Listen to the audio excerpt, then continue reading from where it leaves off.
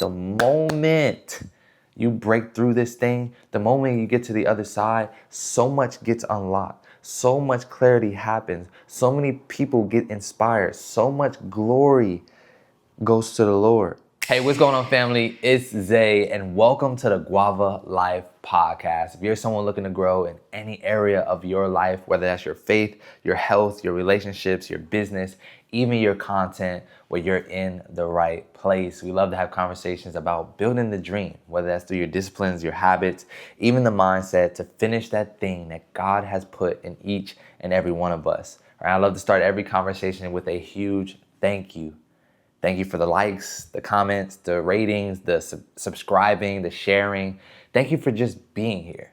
Like, I do not take it lightly that you took a moment out of your day to plug in to today's conversation. And a huge shout out to the Guava Skool community. Love each and every one of you. So proud of everything that you've been doing so far. One step in front of the other. The future is so bright for you guys. And for those of you who know, you know, and for those of you who don't know, you will soon find out. And today I just wanted to have a quick conversation about fear, right? We all have this fear, our thoughts on fear, and I kind of want to get to the bottom of it, kind of give my perspective on where I think it's rooted from and how we could shift our perspective and overcome some of those fears that we're facing in our world. Of course, everyone wants courage, but no one wants to actually face the fear.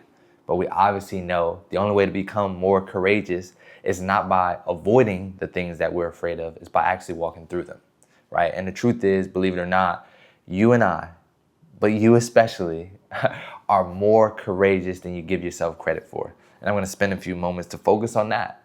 You know, I could easily come on here and talk about fear. Fear is not real. Fear is this, fear is that. But I wanna highlight some of the things that if we wanted to, we can actually shift our focus and build on the confidence of some of the things that every single day we do that are scarier than some of the things we might be afraid of. That makes sense, right? So I have a list of a few, like every single day, aside from the fact that we actually wake up and get in our cars and drive and trust that traffic is just not gonna do something crazy because we just have more experience with that not happening than it actually happening, right? But that's beside the point. But I wanna talk about some other things. Like, we actually go out and we love people who can actually hurt us. We start businesses, we create content. And one of my favorites is we raise children. We actually have people relying on us who are trying to figure this world out. And we do it just for the simple fact that, well, I'm a dad. That's what I'm supposed to do. I'm a mom. That's what I'm supposed to do. And in that same conversation, what I hear is obedience. So when I think of the fear side of things, I think of disobedience. So fear is not actually a thing. It's disobedience. Because there's this thing inside of us that if we put the same label as, well, I'm a dad, it's what I'm supposed to do. Well, I was called, this is what I'm supposed to do. I'm a helper, I'm a servant, this is what I'm supposed to do. I want to be Christ-like, I'm a Christian, I'm anything out here, this is what I'm supposed to do. I think it'll help us break through some of those walls or some of those setbacks, right? And I have tons of conversations, and I'm in a season right now where I'm thinking about being a dad, right? I am a dad. I have a daughter who's 10 years old, and I could think back to when I found out that I was gonna be a dad. All of the things that I would make up in my mind about what if she doesn't like me? What if I'm not ready? What about this world? We all know how the world is. Like, what if? And all of these things were coming up, and as the days were getting closer and closer, the fear started to get louder and louder, and it was just so much anxiety being built up. And when she was actually born and I was able to hold her and look her in her face, I realized that none of the things that I was afraid of even matter, because she's more important than any fear that I can have. And if we could shift our perspective and shift our focus on, I have to do this because there's something on this other side of this fear. There's a reason why this rock is being placed in front of me, because on the other side, God's gonna get the glory. And our enemy does not want that to happen, right? So in this season, I want us to be thinking of things like that. And of course, we know we have the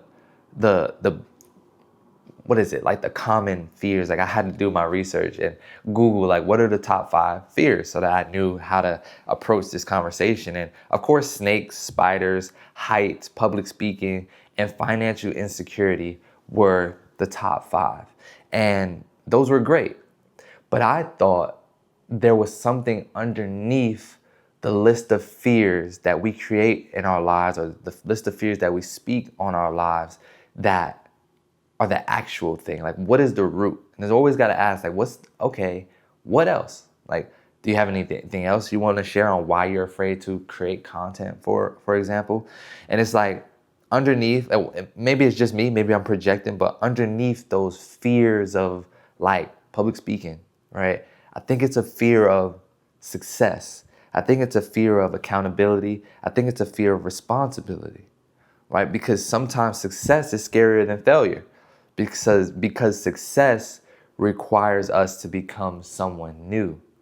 You know what I'm saying? And it's just like that when it came to my child, when it came to being a dad. And right now I'm in a season right now where my daughter, we've been on separate sides of the country for the past couple of years, but this school year she's going to be spending some time with her dad full time. And of course, if I sat here and told you that I wasn't afraid of anything, I'm super excited for her to be here. Yes. But I have to be more responsible. I have to be held more accountable. I have someone actually relying on the decisions that I make every single day. Not that she wasn't relying on me from a distance, but now she's here. I have to cook, I have to clean, I have to protect her, I have to watch over her, I have to do all of these things. And I could think of a million things. But the importance of her coming here and spending time with me, I can't say, no. I don't want to do that. I don't really have that option, because there's an obedience side to it, which I have to tie with everything else that comes along with being a dad, being a son, being a brother, being a leader, that we can all tap into for ourselves to be able to overcome some of these fears that are coming up, right? Because a lot of us are not as afraid of the dark as we are of the light. It's like, what if everything that I prayed for, God brings to my life? Can I handle it? Can I carry it? Right? If I think about, again, not to make this about me, but it's a very delicate situation. It's a very current situation where I've been praying for this moment since we've been separated. And now that it's here, do you think I'm gonna be able to worry about the fact that I have more responsibility? I have another person more dependent on me? It can't be the case. So there's a lot of things in our lives right now that, again, I was having a conversation on TikTok Live, and I was asking people, what's holding you back? What's holding you back from that next level, from that promotion, from that business you want to start, from that piece of content you want to create, from that group you want to lead? What's holding you back? And fear came up so often that it was like, okay, I can hear the fear, but I hear disobedience. I think of Jonah. Was Jonah actually angry? Or was he afraid of confrontation? Was there a fear of having the actual conversation, so he chose disobedience by going in a different direction? Right? How many of us are choosing to go in a different direction instead of facing the thing that God has called us to do? Because at the end of the day, there are some things we've done in our lives that are a lot scarier than doing the right thing. You get what I'm saying? There's a lot of things we've done wrong, a lot of things we've put in our bodies, a lot of things we've said, a lot of places we've been, that if we just did the right thing, are far less scarier than going out there and can you imagine? Now, I'm not going to say this about everybody, but that time where you said, oh, I took a little drink, and I'm not that disoriented, I can drive, that's scary. But if you told someone to do that, hey, drive with your vision a little impaired, they would never want to step up and do that. And I'm not celebrating the fact that you were able to stand behind the wheel, but what I'm saying is I'm using that as an example of when it was something that was terrible, when it was something that would put your life at risk, fear seemed to not be present. Where something like sitting in front of a camera and having a conversation and calling that public speaking, there's this fear all of a sudden that people are going to judge me. People are going to have this conversation. We had this conversation in a previous episode where we talked about the bags of silver.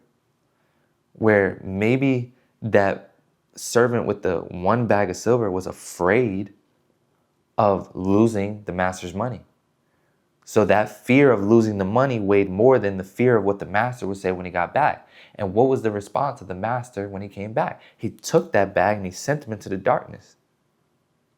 So you have to pick, do I fear God? Do I fear judgment? Do I fear the judgment of the people? Do I fear the judgment of the Lord? Because I'm responsible for this thing that's inside of my heart. That vision that scares me was given to me, was given to you. And you have to be able to face certain things and go. You're tracking. So I'm going to give you 5 practical things, of course. 5 very practical things, small steps. You apply these things to the things that scare you, the things that are more fearful, right? A lot of it is going to tie to the things that are the light, right? Because for some reason, and it may just be me, we're more comfortable with staying small because being small feels a lot more safe. Maybe being small doesn't offend as many people, so the conversations aren't about me. Maybe playing small will keep me out of the limelight, where if I do something wrong that might upset people, no one can actually see it because no one actually cares. None of that is true, right? So let's focus on these 5 things that help us move through fear, okay? Number 1, I hope this episode has been blessing you. I mean, fear is something that's in all of our lives and none of us get to actually avoid it. But so is courage.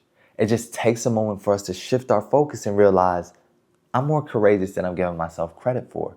Because there's something that I get to do every single day that comes so easy, so natural. But if I were to ask someone else, it's probably one of their biggest fears. Which is why I want to personally invite you in joining us inside of the Guava Skool community. Because we can all agree that building that dream can get kind of lonely, even scary at times. But inside the Guava Skool, you're met with love. You're met with accountability. You're met with encouragement by people from all walks of life. There's no get rich and speedy guarantee, just one. You get to build your dream. We get to have your back.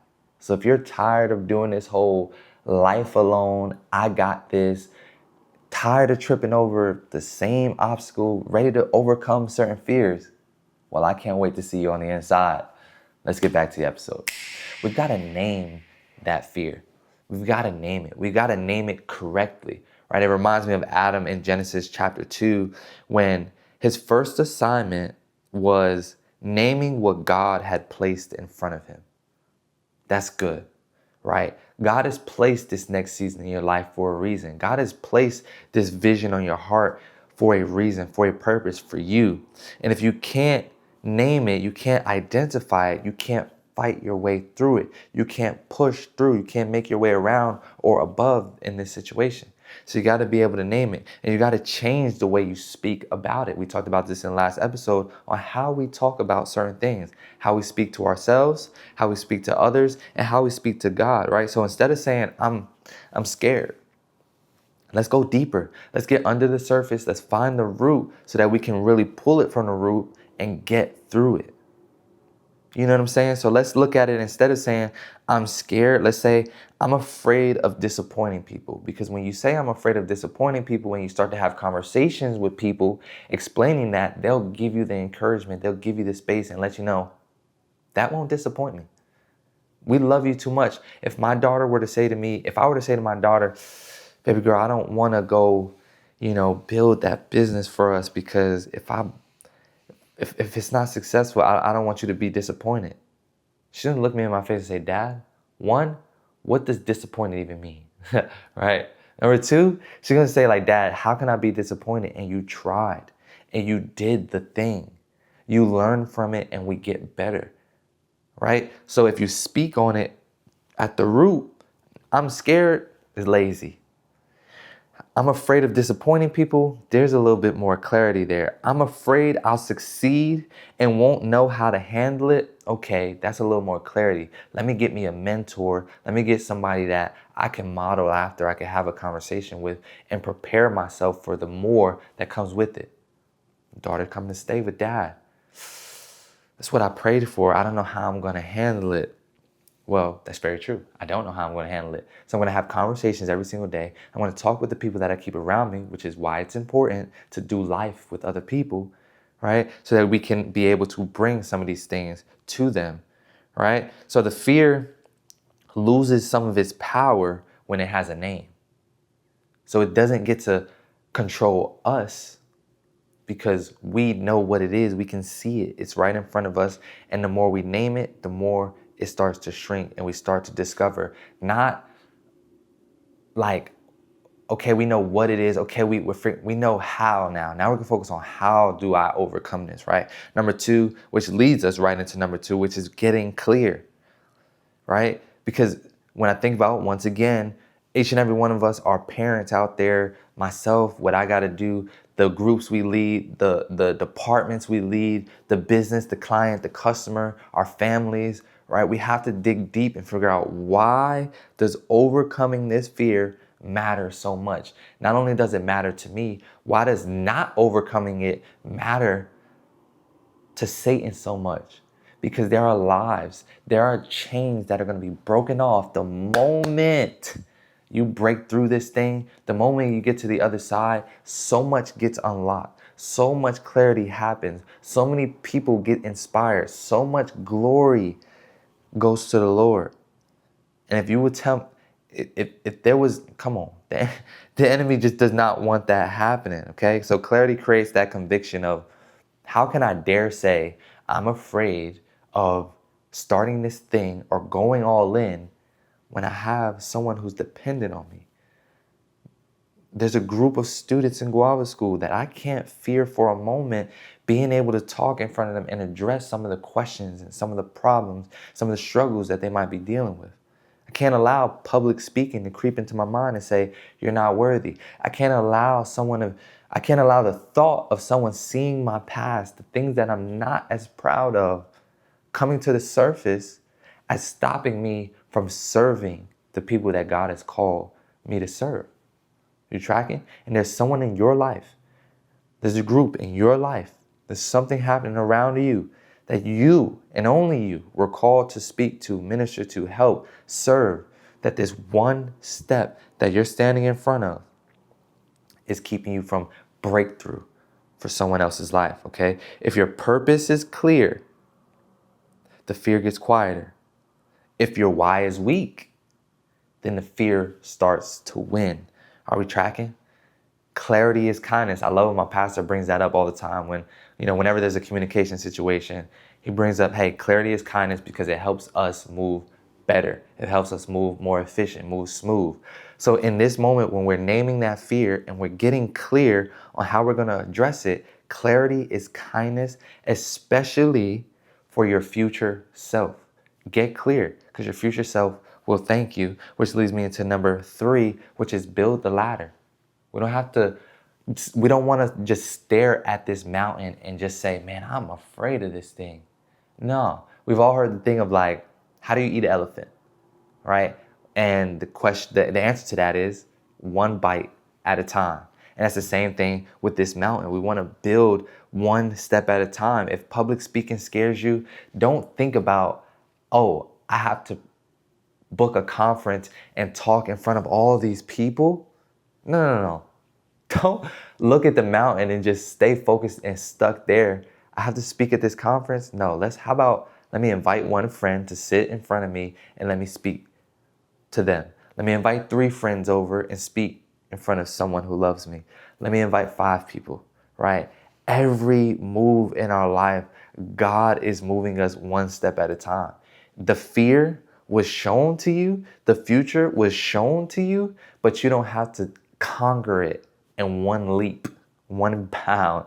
You know what I'm saying? So again, get clear, then get clear on the steps on how we're going to address this thing. Each and every one of us are capable of taking one bite, one small bite out of this huge, massive elephant that we're about to conquer and about to eat, okay? And last but not least, once we have those steps, right, there's but so much planning we could do. We named it. We got clear on why this must happen. We laid out the steps that we're going to take to address it. Now we go. Number 4 is very simple. 2 letters. Go. You have to go now, because there comes a point where the more you plan, that's not going to help you. You have to move, because faith always requires movement before certainty. Obedience often comes after what we fear, but we have to put it in the front. Obedience has to come before clarity, has to come before the confidence, right? So again, yes, we got clear. Yes, we wrote all these things down. We wrote these steps, but we have to be obedient now and go and learn and grow through what we're dealing with. Are we tracking? Is that making sense? Okay, and last but not least, 5, of course, if we got naming it, if we got getting clear, if we got building a ladder, if we got going, now we just rinse and repeat. We rinse, repeat, and reflect. Be in joy, like we said earlier, there's so many things in our lives that we do so naturally that don't affect our fear muscle.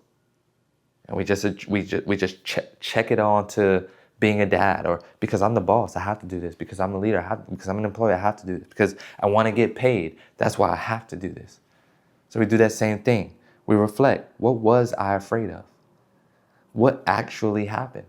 How many times have we created a list of fears that when we actually started doing the thing, none of them actually happened? None of them actually happened. And then we realize when God is the one who called us to do this, we ask ourselves, where was God in this moment? Because I know I didn't conquer this mountain on my own. I know I didn't face this. I didn't break through this season on my own, right?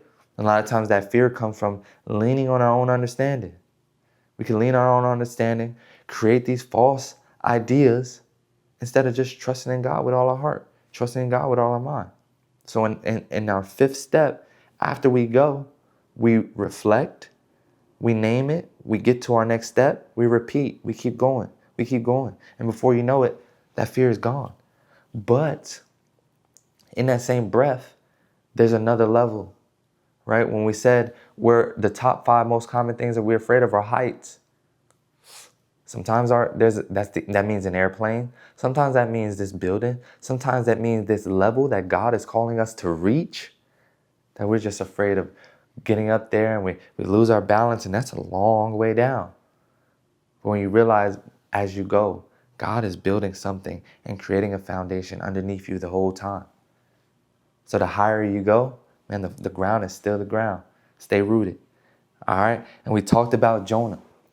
We talked about how Jonah went from not wanting to face, not wanting to be obedient and do something even more dangerous and go away from what he was actually fearing. Getting to that root of, do I just fear having this conversation? Do I just fear the truth? Do I fear, what if this actually works?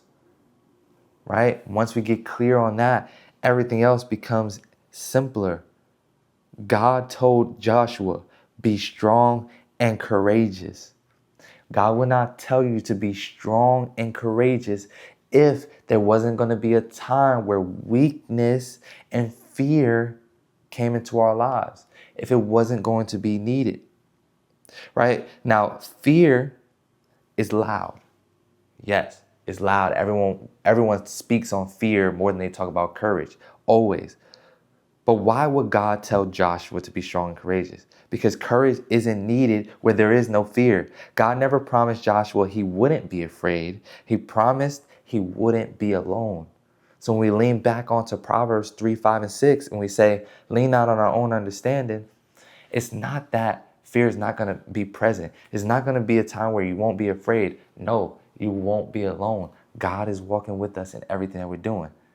Everything that we're doing. You don't have to do life alone. Get you around the right squad. Get you around the right people. Get you a brain to bounce ideas off with. The one thing that you're super afraid of, somebody super confident in, you guys can exchange and hold each other accountable, keep each other encouraged, and exchange fears and exchange courage and exchange confidence and be able to walk through that thing. Okay, don't forget the 5 things, right? Fear will always be there. We cannot avoid fear. The question is, will fear make your decisions, or will your obedience make your decisions? Okay? You don't need to fear less. You need to trust more. Okay? So my notes are done. I have nothing left. I hope this was clear. I hope you understand that fear is false, right? False evidence appearing real is what they like to say. Fear says to us very loud to protect yourself, to guard yourself. Oh no, I can't do that. I want to protect myself. Right? Faith pushes us through that. Faith, we lean on the Lord. Faith, we have to take the steps because it's obedience that has to take precedent over fearing failure. And again, like we've said throughout this whole thing, what if it actually works? What if all that stuff you're making up, all that creativity you got, what if we took that creativity and put it on the side of things that things might actually work out for us? So remember, name that fear. Get clear. List the steps and go. And repeat. I'm out of time. I'm out of time. Never out of words. And I'm excited that you took a moment to figure out and dive deep. And I hope you took notes because this is that season. You're called. You're being pulled to a higher level. It's not the time to be afraid because all the things that you prayed for are right here, right now. I'm right here with you. So, with all that being said, do not grow weary in doing good, for at the proper time you shall reap a harvest if you just don't quit.